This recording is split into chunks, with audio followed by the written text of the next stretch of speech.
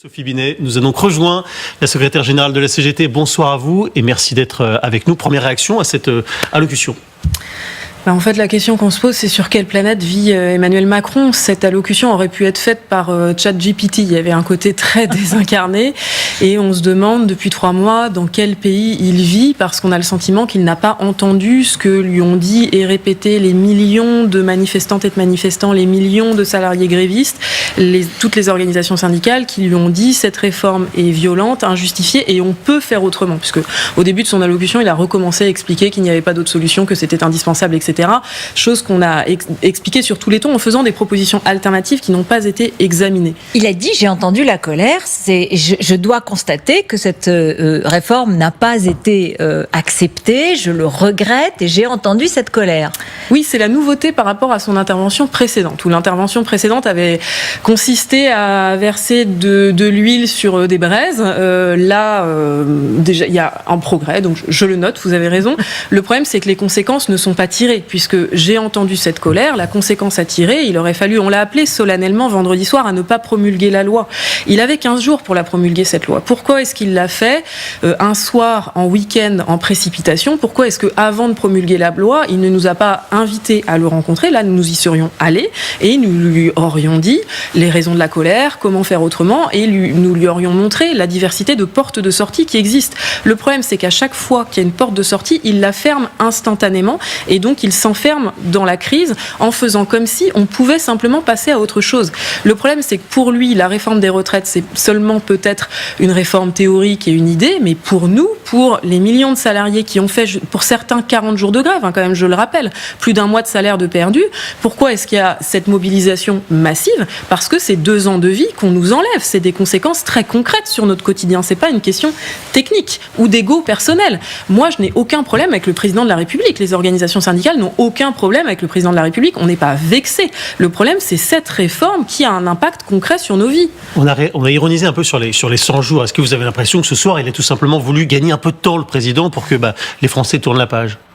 Mais en fait, le souci, c'est que nous le maintenons. Pour tourner la page, il faut un contenu. Et donc, pour pouvoir tourner la page, il faut entendre ce que nous disons sur tous les tons, à savoir que cette réforme n'a aucune urgence économique, aucune justification économique, qu'on peut faire autrement et qu'elle est brutale, puisque je rappelle que pour celles et ceux qui devaient partir à la retraite en octobre, on leur dit qu'ils devront attendre 2024 pour partir, par exemple. Donc, les conséquences, elles sont immédiates pour des millions d'auditeurs et d'auditrices.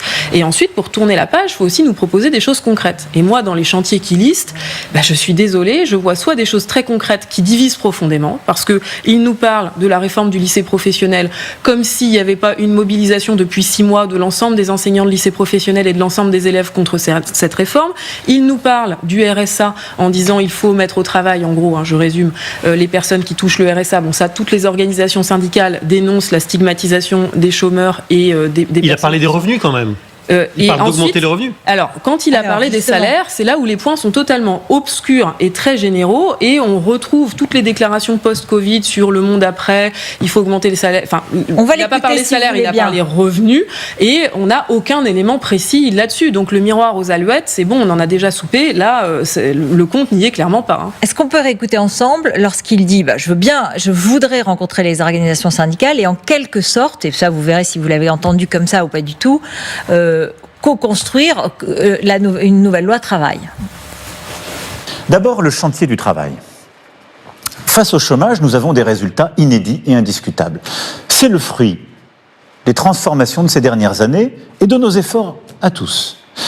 Oui, nous avons créé, en 6 ans, 1 700 000 emplois pour notre pays. Le travail doit aussi mieux payer. En 6 ans, nous avons décidé des hausses conséquentes du salaire minimum ou de la prime d'activité, mais face à la situation que je viens de décrire, aux colères que je viens de rappeler, nous devons agir de manière encore plus vigoureuse. Voilà, et puis il appelle et il dit qu'il est prêt à recevoir la porte sera toujours ouverte, toutes les organisations syndicales, et discuter de cette réforme sur les conditions de travail, sur l'emploi des seniors, sur tout ce qui était un petit peu dans le discours et dans les mesures de la loi retraite, mais qui parfois ont été censurées par le Conseil constitutionnel. Ça, vous dites, bon attendez, il nous prend pour des poires, on va pas revenir travailler là-dessus, ou au contraire, un jour ou l'autre, il faut bien qu'on améliore quand même le sort de millions de Français qui demandent à vivre mieux au travail. En fait, on lui dit d'être un petit peu sérieux. Le problème, ma porte sera toujours ouverte. Sa porte jusque-là, elle était très fermée quand même, parce que ça fait un mois qu'on lui a adressé un courrier solennel, enfin plus d'un mois d'ailleurs, lui demandant à nous recevoir, et qu'il a refusé de nous recevoir. Et là maintenant, comme par hasard, il promulgue la loi et il propose de nous recevoir bras ouverts. Il y a quand même un minimum de décence là-dedans. Ensuite, oui. Vous dites d'indécence, d'indécence à partir de quel moment cette période de décence ou d'indécence sera terminée pour vous? À la CFDT, on parle du 1er mai. Pour vous, c'est pareil? Après le 1er mai, c'est bon?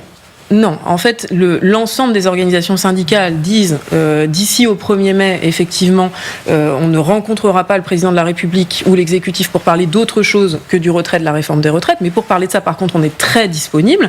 Et après le 1er mai, on discutera en intersyndical des suites que nous donnerons. Mais ce qui est sûr, c'est que nous le martelons depuis le début, il n'y aura pas de retour à la normale s'il n'y a pas de retrait de la réforme des retraites. Cette séquence laissera des traces profondes parce que cette réforme est violente et injustifiée. Donc vous ne parlerez plus au président?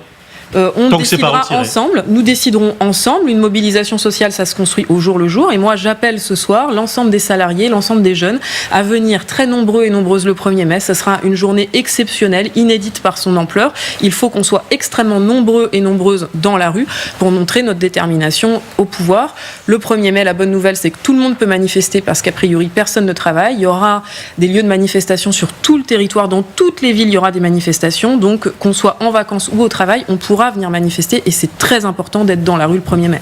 Donc c'est bloqué. La situation est bloquée. En fait, les clés de la sortie de crise, elles sont entre les mains du président de la République. Nous, on a fait des dizaines de propositions de sortie de crise. La dernière en date, c'était ne pas promulguer. On pouvait discuter s'il promulguait pas. Il y en a une autre qu'on a faite, c'est de dire on revient vers les citoyennes et les citoyens pour, quand il y a un conflit, on va dire, entre la rue et l'Élysée, parce que c'est Emmanuel Macron tout seul qui veut cette réforme. Là, maintenant, je pense que c'est clair.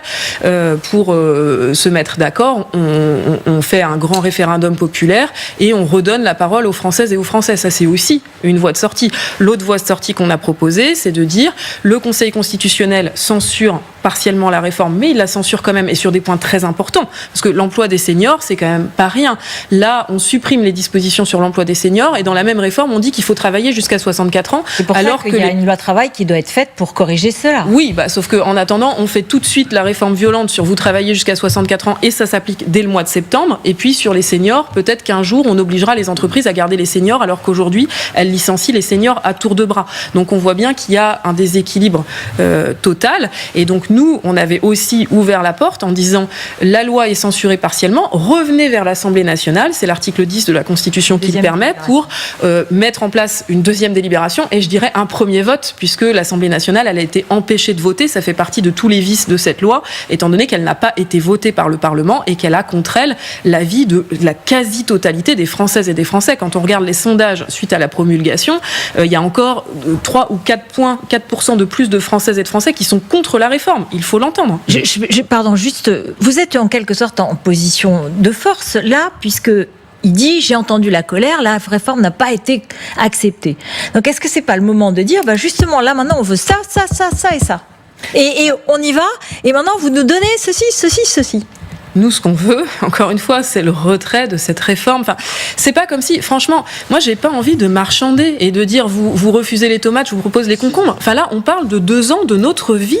Il faut regarder ce que ça coûte. Ça veut dire les salariés qui sont sur les métiers pénibles, à qui on dit qu'ils vont devoir travailler jusqu'à 64 ans, alors que c'est impossible sur un certain nombre de métiers de travailler jusqu'à 55 ans. Ça veut dire les femmes à qui on vole les trimestres de maternité.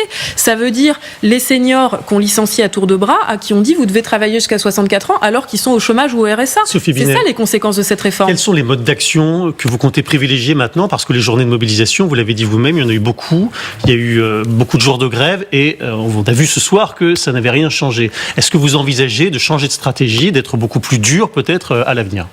Nous, la perspective que l'ensemble des organisations syndicales posent, c'est celle du 1er mai, avec une journée de mobilisation qui va être massive, historique. C'est la première fois que toutes les organisations syndicales... Vous croyez vraiment que le 1er mai au soir, s'il y a beaucoup de monde, Emmanuel Macron va dire « c'est bon, j'ai compris, et finalement, je retire le projet » ?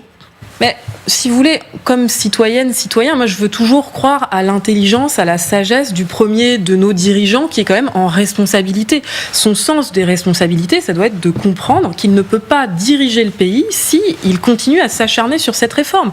Il ne peut pas le diriger au plan national puisque dès qu'il sort de son palais, il est accueilli, et ses ministres c'est pareil, il est accueilli par des manifestations. Vous organiserez des manifestations comme ça. Se déplacer, et même quand il va à l'international, parce qu'on l'a vu beaucoup voyager dans son Falcon et essayer d'avoir une grande séquence internationale. Même à l'international, il est cueilli par des mobilisations. Et moi, c'est peut-être le point qui m'inquiète le plus, c'est qu'avec cette séquence et cet acharnement, le président de la République abîme l'image de la France à l'étranger. Il l'abîme profondément parce que face au régime autoritaire qui progresse, c'est dangereux, c'est inquiétant. C'est pas les manifestations aussi, les blocages, les violences parfois qui... Mais non, les manifestations, je rappelle, le droit de grève et le droit de manifester, c'est un droit constitutionnel. Et donc, ce qui abîme l'image de la France, c'est quand le pays des droits de l'homme et le pays des droits sociaux apparaît à l'international comme le pays de la répression policière et du passage en force. Derrière notre crédibilité face à la Russie, face à tous les régimes autoritaires, forcément, elle est minée parce qu'on ne peut plus donner des leçons sur la question des libertés et des droits sociaux. C'est ça le problème. Guillaume Roquette, puis Jean-Michel Apathy. Oui, est-ce que vous pensez que le président de la République va essayer de vous diviser, vous les syndicats? Il a parlé d'un retour au dialogue social, notamment sur le partage de la richesse. On sait qu'il y a eu un accord qui a été signé par le patronat et par la CFDT, mais pas par vous, sur ce qu'on appelle le partage de la valeur. C'est-à-dire, en gros, quand il y a beaucoup de bénéfices, les salariés en profitent mieux. Pourquoi est-ce que ça ne deviendrait pas une loi avec l'accord de la CFDT ? Depuis le début, le président de la République essaye de diviser les organisations syndicales. Ça, avant même le début du conflit, il a essayé ça. Ça fait 3 mois qu'il n'y arrive pas. Donc, je peux vous faire un scoop ce soir. Il n'y arrivera pas dans les prochaines semaines et même à l'avenir. Il y a une unité qui est très forte des organisations syndicales. Donc, la ficelle est un peu grosse. Et donc, effectivement, sur le partage de la valeur, il y a un accord qui a été signé par certains syndicats et pas par d'autres. Donc, cet accord, il doit être transposé dans la loi. Mais c'est pas ça qui permettra de faire passer la pilule de la réforme des retraites parce que malheureusement, il n'y a pas grand-chose dans cet accord. Jean-Michel. Vous dites, vous accrochez au 1er mai. Ça, on le comprend, c'est jusque-là, vous avez un discours en quelque sorte. Nous n'irons pas voir le président et pas de retour à la normale. Mais il y a des règles dans la société. La loi est votée, la loi est promulguée. Vous n'avez pas les moyens, vous manquez de moyens pour obtenir ce que vous souhaitez, c'est-à-dire le retrait du texte. Et il faudra bien que les choses redeviennent à la normale, c'est-à-dire recommencer à dialoguer. C'est devant vous à un moment, après le 1er mai.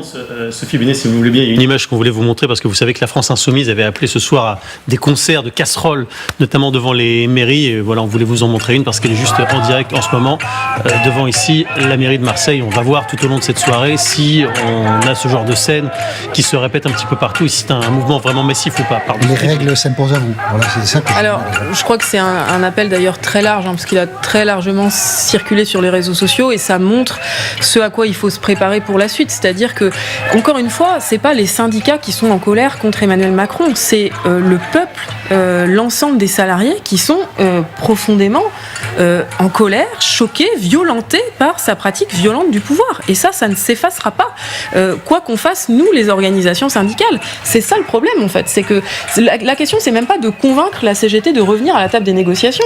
C'est que le jour des élections, il y a une fracture. En attendant. Et oui, mais pourquoi est-ce que le jour des élections, moi je veux revenir là-dessus, c'est que la stratégie du pouvoir aujourd'hui, elle a un nom, elle s'appelle le pourrissement. Et donc c'est ce qui joue, en jouant sur le fait qu'il y a une tripartition de la vie politique française et que quelque part, l'alternance, qui est la réponse mécanique quand il y a un passage en force en 2010, Sarkozy passe en force, ça se solde par l'arrivée de la gauche au pouvoir. Et il est sanctionné dans les urnes. Pourquoi est-ce que Emmanuel Macron se permet de faire ça aujourd'hui ? Parce qu'il y a une tripartition de la vie politique française, qu'aujourd'hui c'est le Rassemblement national qui monte, et il fait ce pari-là que je trouve irresponsable, scandaleux, gravissime, parce que son mandat, il a été élu pas pour faire cette réforme des retraites, mais pour faire barrage au Rassemblement national. C'était dans son programme, c'était même 65 ans. Oui, d'accord, sauf que interroger chez les électeurs du deuxième tour d'Emmanuel Macron, il n'y en a pas beaucoup qui ont voté pour lui pour cette raison-là. La majorité des électeurs de deuxième tour d'Emmanuel Macron, et c'est lui-même qui l'a reconnu au lendemain du deuxième tour, ont voté pour lui pour faire barrage au Rassemblement national. Et là, par sa politique, il crée un boulevard au Rassemblement national,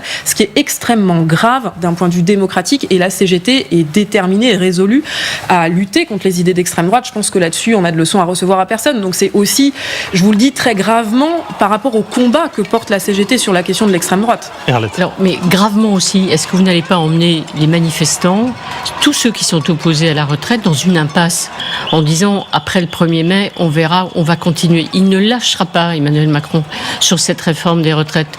Donc est-ce que c'est pas effectivement beaucoup plus efficace d'aller discuter l'intersyndicale ensemble et pousser la négociation pour obtenir, plutôt que de dire on va taper sur les casseroles, on va continuer à marcher, sachant que ça ne débouchera sur rien concernant le projet des retraites, donc vous les conduisez face à un mur. En fait, ça c'est vous qui le dites, déjà. Je m'interroge. D'accord. Mais sur il ne lâchera pas, tous les gouvernements disent toujours qu'ils ne lâcheront pas avant de lâcher. Oui, elle est promulguée, le CPE était promulgué, il a été retiré 10 jours après la promulgation. Donc, en termes de mobilisation sociale, les choses ne sont jamais écrites par avance, et c'est pour ça que la mobilisation sociale, ça se construit au jour le jour. Là, on a un calendrier jusqu'au 1er mai, c'est déjà dans 15 jours, donc c'est déjà assez lointain le 1er mai, et nous mettons toutes nos forces sur le terrain pour réussir le 1er mai le plus important, le plus massif, pour dire notre refus de la réforme des retraites et notre exigence de parler augmentation salariale, crise environnementale, égalité femmes-hommes, parce que c'est ces sujets qu'il faut mettre sur la table, et c'est la dynamique du 1er mai qui déterminera la suite. Donc moi j'ai un message, le 1er mai, toutes et tous dans la rue. Mais si après le 1er mai, vous allez pour porter vous avez donné les détails, égalité femmes-hommes, emploi des seniors, pénibilité, usure au travail, tout ça sont des thèmes qu'il a ouverts aujourd'hui, qu'il a rouvert et vous pouvez ne pas, être sceptique, j'entends et je comprends, mais en tout cas le prendre au mot et dire on peut défaire. Est-ce qu'on peut pas, je me pose la question, est-ce qu'on peut pas défaire des choses qui sont dans la loi retraite par une loi travail ? Je m'explique, si vous obteniez, parce que vous êtes plus fort, des choses sur l'emploi des seniors ou sur l'usure au travail, vous pouvez faire reculer l'âge de la retraite pour certaines catégories. C'est peut-être impossible ce que je dis, mais en tout cas, c'est aussi des perspectives de ce type-là qui sont possibles. La CGT, et je pense que toutes les autres organisations syndicales sont sur la même longueur d'onde, se battra par tous les moyens pour que cette réforme, d'une façon ou d'une autre, ne s'applique pas. Et donc, effectivement, les organisations syndicales ont un panel dans le répertoire d'action. Il y a un panel de choses, et il y a un panel de choses qu'on va mettre en place. Je ne vais pas tout vous révéler. Quelques-unes, quand même. Par exemple. Je ne peux pas tout vous dire. Ah non, mais si. Au moins l'état d'esprit ici. Vous n'avez pas bien tout précis, mais... Il y a une grande diversité de leviers sur lesquels on peut agir pour que, d'une façon ou d'une autre, cette réforme ne s'applique pas et pénalise le moins possible mais comment faire les pour salariés. Que ça ne s'applique pas. Il y a un moment, ça va s'appliquer. Après, vous pourrez faire des actions éventuellement, mais elle s'appliquera quand même. Il y a des actions qui peuvent se faire à plein de niveaux, sur les décrets d'application, sur les retraites complémentaires qui, je précise, comptent très fort pour les salariés du privé, parce que c'est 25 à 50% de la retraite des salariés du privé, etc., etc. Mais l'objectif, c'est que cette réforme ne s'applique pas. Et puis, il y a aussi une chose toute simple, c'est que l'Assemblée nationale peut aussi voter une loi d'abrogation de la réforme des retraites. Ça, on a vu qu'il y avait une majorité de députés qui étaient opposés à la réforme des retraites. Ils pourraient tout à fait voter un projet de loi d'abrogation de la réforme des retraites. Ça n'existera jamais. Il n'y a pas d'accord. Il n'y a pas d'accord politique. On a vu un certain nombre de choses inédites depuis le début de cette mobilisation. Donc, c'est techniquement tout à fait possible. Et puis, je rappelle enfin que nous avons le référendum d'initiative partagée, un deuxième, qui va être examiné par le Conseil constitutionnel le 3 mai prochain. Donc il y a aussi cette question-là qu'il ne faut pas balayer d'un revers de main. Donc on est loin d'avoir fini la mobilisation contre la réforme des retraites. Renaud. Moi je reviens sur le sujet de la violence dans de nombreuses manifestations, notamment dans les centres-villes, qui est un sujet très important. Est-ce que le 1er mai, on comprend, fête du travail, grande manifestation, si vous poursuivez après des journées, vous en tout cas vous le souhaitez à la CGT, des journées de mobilisation sur lesquelles désormais forcément, se grèvent des centaines de casseurs. Est-ce que vous, en responsabilité, vous, après 12, 13, 14 journées, vous ne pouvez pas dire on va essayer de trouver de nouvelles formes d'action pour faire baisser la tension dans le pays et pour pas que, quelque part, l'image de l'action syndicale, à tort ou à raison, soit mêlée à quelque chose qui un jour peut amener à un drame ? Clairement, les organisations syndicales, depuis le début du conflit, ont montré leur grand sens des responsabilités. Ça, je pense que personne ne peut le nier. Même le président de la République, là, ce soir, ne s'est pas amusé à expliquer ce qu'il avait fait dans sa précédente intervention. Quand même, il nous avait traité de factieux en nous comparant avec les insurgés du Capitole d'extrême droite aux États-Unis, quand même. Donc là, il l'a pas refait. Je prends acte. Il progresse, c'est bien. Donc personne ne peut remettre en cause le sens des responsabilités des organisations syndicales. Les casseurs se greffent. Oui, voilà, tout à fait, c'est pas nous. La CGT, elle condamne toujours les violences physiques. En attendant, le problème, c'est que avec son attitude de passage en force, avec la radicalisation du pouvoir qu'incarne Emmanuel Macron et sa politique, en fait, il y a une colère dans le pays. On lui dit sur tous les tons, mais nous, on peut pas être les pompiers du gouvernement. Le problème, c'est que par sa politique, le pouvoir ne cesse de mettre de l'huile sur le feu et de faire s'exprimer les colères. On l'a dit depuis le début, on a fait la comparaison avec les Gilets jaunes en disant on est à peu près 10 fois plus nombreux que dans la mobilisation des Gilets jaunes, il n'y a pas de violence, le gouvernement ne recule pas. Quel est le message ? Est-ce qu'il aurait fallu qu'on soit plus violent ? Parce que c'est aussi ça, le message de ne pas reculer là sur la réforme des retraites, alors que sur les Gilets jaunes qui étaient 10 fois moins nombreux, il y a eu des reculs et ils ont été entendus. Il y a un certain nombre de personnes qui légitimement, ce soir, se disent est-ce qu'il faut être violent pour être entendu ? Et nous, comme organisation... Vous vous rendez compte le risque ? Mais oui, tout à fait. Et donc nous, comme organisation syndicale... Vous arrivez à freiner ? Moi, sur le terrain, je le dis toujours, sur la violence physique, ça n'est pas une solution, etc. Mais le problème, c'est que par sa politique, Emmanuel Macron... Non, on n'est pas débordé. Mais par sa politique, Emmanuel Macron nous donne tort, en fait. On manque d'arguments en disant oui, il faut des mobilisations pacifiques. Là, il y a eu une mobilisation pacifique inédite depuis 60 ans. Il n'y a jamais eu autant de personnes dans les rues, autant de grévistes dans le privé. Et on a une fin de non-recevoir avec un refus de bouger sur rien et une attitude dogmatique et idéologique du pouvoir. Ce soir, vous lui avez donné 2 ou 3 points, là, à plusieurs reprises. Vous avez dit, c'est vrai, il a changé.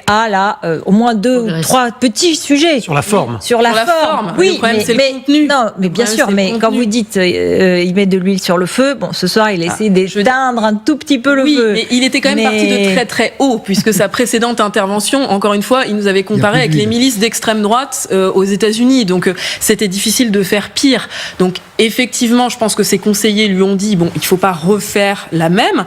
D'ailleurs, en termes de mobilisation, ça nous avait bien aidé, parce que le lendemain, il y avait encore plus de monde dans les rues. Donc, voilà, il peut recommencer. Mais c'est un vrai problème. Donc ça, je pense qu'il a compris qu'il fallait arrêter ça. Mais par contre, le point central, c'est le contenu. C'est que là, dans les sujets qu'il liste, encore une fois, il liste les sujets précis sont des sujets qui ne font pas consensus et sur lesquels nous ne sommes pas d'accord. Mais parlons de la loi travail. Des sujets de la loi travail, là-dessus, ça fait consensus. Sauf que l'usure au travail, l'égalité, tous ces thèmes qui sont arrivés et qui ont émergé pendant ce mouvement et qui sont très forts et très justes. Avec quoi de précis à l'intérieur, par exemple. Justement, allez-y, remplissez. Qui a été censuré nos par le propositions précises, il les connaît. Par exemple, en matière de salaire, la proposition de la CGT qui est toute simple, c'est il faut indexer les salaires sur les prix pour éviter le déclassement massif qu'on est en train de subir. C'est ce qui existe en Belgique, ça fonctionne très très bien. Si dans son intervention, il nous avait dit j'ai entendu les syndicats, je vais proposer d'indexer les salaires sur les prix, là, j'aurais une petite musique quand même dans l'oreille. Mais là, rien du tout. Sur la pénibilité, nos propositions, elles sont connues. Il y a 10 critères de pénibilité qu'il faut prendre en compte. Il ne veut pas les prendre en compte. Il faut des systèmes pour avoir des départs anticipés pour tous ceux qui sont concernés par ces critères de pénibilité. Je rappelle qu'aujourd'hui, c'est seulement 3000 salariés qui peuvent partir en anticipé pour pénibilité. Mais ça, c'était hier. Comment est-ce que vous savez que ça ne peut pas changer ? Qu'ils nous le disent. Mais en tout cas, là, il ne nous l'a pas du tout dit. C'est la négociation. Si vous n'y allez pas, vous ne pourrez pas en parler. Vous avez un rapport de force aujourd'hui. Oui, un bon rapport de force. Un bon rapport de force. Nous, le rapport de force... l'utiliser maintenant que d'attendre que le mouvement... des violences et que le mouvement se discrédite. Voilà, donc c'est ça que je comprends pas dans l'histoire. La mobilisation, ce que veulent les salariés, nous, les organisations syndicales, on est là pour représenter les salariés. Moi, je ne fais pas n'importe quoi. La mobilisation, elle se décide par en bas. C'est les salariés, les syndiqués, les syndicats sur le terrain qui décident est-ce que demain on va faire grève, est-ce que demain on va manifester. C'est pas moi qui vais le décider. Et aujourd'hui, les salariés, les jeunes, ils manifestent. Pourquoi ? Pour avoir le retrait de cette réforme des retraites. Donc c'est pas les syndicats tout seuls qui vont dire on s'en fiche, on passe à autre chose, on va discuter sur les salaires ou la pénibilité. C'est aujourd'hui, ce qui pose problème, c'est cette réforme des retraites. Il faut la retirer. On repart d'une feuille blanche et là, on peut discuter de tous les sujets qui sont centraux pour le pays. Notre message est simple. Comment éviter que le 1er mai ne soit pas un baroud d'honneur ? Parce que ça risque d'être un petit peu ça, même s'il y a beaucoup de monde. Après, l'été va arriver assez rapidement, ça sera très dur de remobiliser derrière Mais ça. ça fait 1 mois ou 2 qu'à chaque manif, vous nous dites c'est la manif baroud d'honneur. Ça fait partie des éléments de langage du gouvernement. À chaque manif, c'était le baroud Non, d'honneur. c'est une question c'est pas des éléments de langage. Non mais d'accord, mais C'est vrai qu'il n'y avait pas grand monde à Les la éléments de fois. langage, voilà. on les laisse. Pas grand monde la dernière fois, juste 1,5 million de personnes, excusez-moi Ça, du peu. ce sont vos comptes. Oui, d'accord, mais même selon la police, même si on prend les chiffres de la police, on reste sur un niveau extrêmement élevé en termes de mobilisation. Le problème, c'est qu'on a mis la barre tellement haut, excusez-moi le terme, on a pété les scores. Oui. Là, On va depuis dire le qu'il y a de début moins en moins la de monde, pour mobilisation. dire les choses autrement. Oui, on a atteint 3,5 millions de personnes manifestant en France. C'était un record depuis l'après-guerre. Donc effectivement, ça, on le refait pas tous les jours. Mais jeudi dernier, 1,5 million de personnes dans les rues, ça reste énorme en termes de conflit social et de nombre de manifestantes et de manifestants. Donc on est toujours sur une mobilisation très très élevée avec, je le rappelle, des secteurs qui sont encore aujourd'hui en grève reconductible, sachant que ça dure depuis 40 jours. Mais pardon, le pays n'est pas arrêté. Vous dites que c'est le mouvement social le plus important depuis 60 ans, mais bon, on sait qu'il y en a eu d'autres. Il y en a d'autres, oui, bien sûr. Il y a eu déjà des moments très importants de mobilisation. Oui. Et après, les lois sont passées, et puis même, vous demandiez aujourd'hui que l'âge de départ à la retraite soit 62 ans. Il reste à 62 ans, et la réforme de 2010, c'était le passage de 60 à 62 ans. Donc tout le monde a intégré chaque réforme quand elle est adoptée et passée. Ce que je veux dire par là, c'est... Je vais vous dire un scoop, il y a quand même une majorité de Françaises et de Français qui sont pour la retraite à 60 ans. Et là, dans les Une majorité de Français. Ah oui, vous faites un sondage sur 60 ans, c'est majoritaire. C'est sûr que... Voilà, donc Ça pourrait être 58, ça pourrait être 55 ou ça pourrait être 38, enfin, j'en sais rien. Équilibrer le régime, quand même. dans les sondages... Tout le monde convient aussi qu'il y a un problème financier. Mais Oui, mais justement, on a plein de propositions de financement pour Bien sûr, financer bien sûr. non seulement les 62 ans, mais les 60 ans qui sont tout à fait finançables, en commençant par exemple par faire l'égalité salariale entre les femmes et les hommes, ça augmenterait les salaires des femmes et ça ferait rentrer des milliards de cotisations supplémentaires. Ça, on ne peut être que d'accord. Et faisons-le, Mais- et comme ça, il n'y aurait mais- pas de réforme des retraites, il n'y aurait Et pas donc besoin de vous faire allez les pouvoir le 64 ans. dire quand vous allez rencontrer le président de la République. Mais ça fait 3 mois qu'on lui dit. Et le problème, c'est que là, il ne veut pas nous rencontrer pour parler de retraite. C'est ça le souci. Nous, si nous avait dit, je vous rencontre, et on parle des 14 milliards ou des 12 milliards sur comment on trouve un financement, mais on serait allé avec grand plaisir. Et nous, on a plein de propositions sur comment trouver ces 14 Même en milliards. sachant qu'il ne reviendrait pas sur la réforme. C'est ça le problème. Vous êtes, oui, Non. Oui, mais à un moment donné, pour essayer de débloquer une situation, si vous allez dans une réunion et vous commencez à parler des retraites, j'imagine mal le chef de l'État qui doit être normalement dans la concorde nationale, pardonnez-moi, vous foutre à la porte. La dernière fois, c'est vous qui êtes parti au bout d'une demi-heure de chez Elisabeth Borne. Si vous entrez en intersyndicale avec le chef de l'État et ses conseillers et que vous commencez à lui expliquer, à reparler des retraites, une réunion peut durer 9 heures, 10 heures, 11 heures, toute une journée. Et vous entrez dans un processus, c'est ça la politique. Vous installez à l'Élysée. C'est ça faire de la politique. Et les Français verront tout d'un coup, c'est un rapport de force, 2, 3, 4 réunions. Et c'est aussi... Je vous remercie de m'apprendre à négocier, mais donc à la CGT, on sait négocier et on Je n'oserais sait. pas. D'accord. On sait aussi que dans les réunions, les calendriers et les ordres du jour, ça compte. Et donc là, nous proposer de venir à une réunion alors que ça fait 1 mois et demi qu'on lui demande un rendez-vous, alors que vendredi soir on lui a demandé solennellement de ne pas promulguer la loi, il promulgue la loi dans la nuit et il nous propose de venir mardi pour parler d'autre chose. Faut quand même pas nous prendre pour des abrutis. Ça s'appelle du mépris et évidemment, ça n'est pas acceptable pour nous. C'est tout. Enfin, c'est quand même la moindre des choses de le comprendre. Le calendrier et l'ordre du jour, ça compte pour une réunion et pour une négociation.